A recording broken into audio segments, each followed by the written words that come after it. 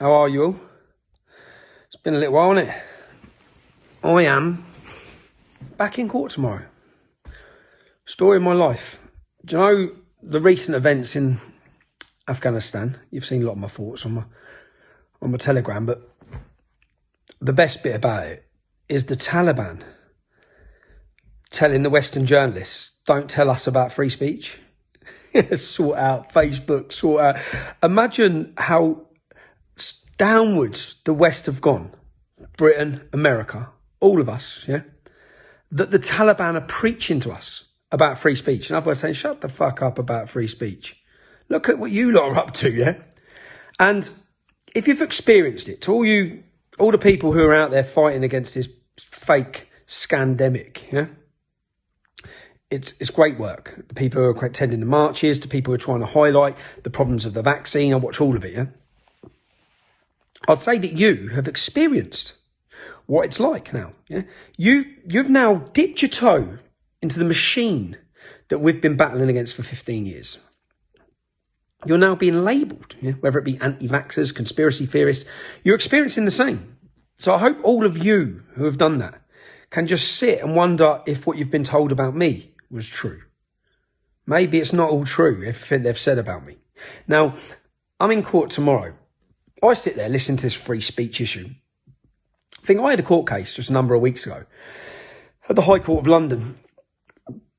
I had 12 witnesses, from school teachers, the head teacher, isolation teachers, all of them, giving their version of events about this Syrian refugee at the school. I'm now bound by court, yeah, not to give my opinion on it. I'm bound from ever showing you, the public, the evidence so you can make your own mind up. There's a lot of evidence. And in fact, I'm in this little back and forward at the minute of Alex Jones. I'm trying to ask him to wait a little while longer. I'm still having legal advice because Alex Jones is in possession of a film which blows it all out of the water, the whole lot.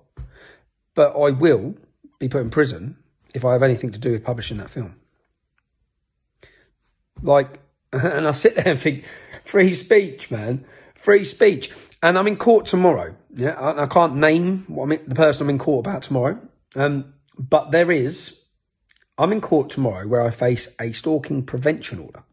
Now, a journalist wrote 225 news articles about me. 225. Since 2018. Saudi Arabia bought 30% of her newspaper, and literally the next week, bang, she starts firing news articles about me. Now, during her news articles, she's lied many, many times. The most serious of which was in the Darren Osborne terrorist trial, where she lied and said I sent him direct Twitter messages. I paid for the court transcripts from the court because I thought it was the Crown Prosecution Service who were lying to the public, and I found out it was this journalist. Yeah, she lied.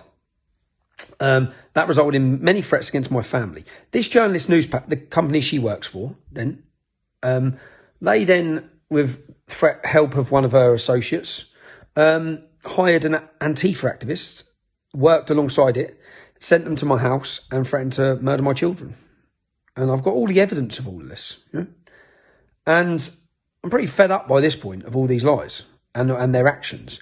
And then I get contacted, which is what I'm in court about tomorrow, where she's going to run more fake stories about me using unreliable sources who are proven as unreliable, proven as being blackmailed by security services and organisations, being sexually assaulted. This is all the truth. And they have been to give negative reviews of me. Yeah? And then the mainstream media lap them up and use them as headlines to beat me down. And I'm just sitting here because I've experienced this for 15 years. It's pretty tiring. It's non-stop. Again, court tomorrow. It's non-stop, yeah? And I'd just be happy that you, the public, could see everything. Make your own mind up. Because I know in the court of public opinion, I'll win every time once you see what's going on.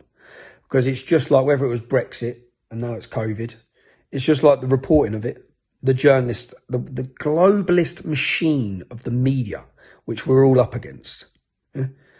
And that's what I'm battling tomorrow in court. So you'll probably see by the end of the day, I don't have any faith. I produced 12 witnesses at the High Court. I produced video evidence of teacher, school staff. I brought 5 witnesses to court, all testified evidence on oath. All unblemished school records, children, all gave evidence. And the judge found that every single one of them, he doesn't know why, That was in his judgment. He does not know why, but they're all lying. So they all committed perjury, did they? And he found against me, because then he can hit me for £800,000, which is what it's about. It's financial terrorism. It's lawfare, not warfare. And tomorrow I end another battle of lawfare. In this, so this lady, I'm contacted and I have to answer these questions by 10 o'clock on the Monday morning. That's my deadline. So on the Sunday evening, I ring a buzzer very calmly. I've got the video footage. Yeah, very calmly. And that's what I'm being prosecuted for. I ring a buzzer. I do my own investigation as a journalist. Yeah, I have ways like they do. I have sources. I have information. I find out lots of information about her, the journalist, and other family members. So I do my research. And what this is about now is attempting to gag me. They weren't happy with having me removed from Twitter because this journalist lied about me using Twitter to message terrorists. And then there was a campaign to remove me. They succeeded. And then the same company sent someone to my house. When I reacted and knocked on their journalist door, members of Parliament demanded I be removed from YouTube, so they got me off there. Even though YouTube come out at the time and said I breached none of their guidelines, they still removed me off there. They're not just happy with removing me off platforms, they want to silence me altogether, totally silence me, which is what this recent injunction's done, silence me from showing you the truth, talking about the truth, talking about any of it, silence. And now they want to silence me again. They want to be able to write 225 media reports about me. I've put together a report about them and their actions and the fact that they're not journalists, they're activists. Yeah? Saudi-funded activists. And I put together my own story, and this is about gagging me and preventing me, which they've had an interim order. They give me a court date just through the post all of a sudden. They nicked me when I went to the house. They nicked me for public order. And then, of course, because there's no evidence of a public order, right? It's not a crime what I've done. So I go to court, charged with criminal damage as well. All dropped. And then, all of a sudden, I just get a letter through the post being done for one of these SPOs. Now, this is an abuse of the legal system. Again, these SPOs are brought in for women who are targeted by men, perverts, harassed, ex-partners, things like that. Not a journalist doing a story about another journalist who's wrote 225 news stories about him. But that's where I'm at. So I've got another court trial tomorrow. Just an update from me. And I'd say wish me luck, but I haven't got a jury. I've never had a jury. Don't you find that strange? So I'll go before another judge tomorrow. I'll be tried. And then you'll see the machine do their work from every corner of the world and tell everyone that I've stalked a woman. That's what you'll see. Complete and utter madness. The total opposite is the reality of the situation. I've been stalked by a journalist being funded by Saudi Arabia to write 225 stories about me, many of which are lies. Total lies. When my wife's car was firebombed, yeah, with BLM sprayed across it, do you know how terrifying that is?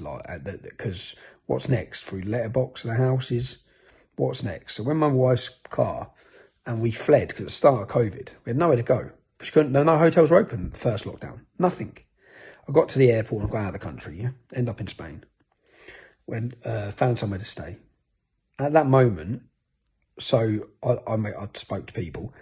That journalist then goes on record and says that it's all a publicity stunt. No facts, no evidence to that. Just it's all a publicity stunt. But anyway, I hope everyone's well. It's been good talking to you. It's been a while. Let me get my court case out of the way tomorrow now. Good night.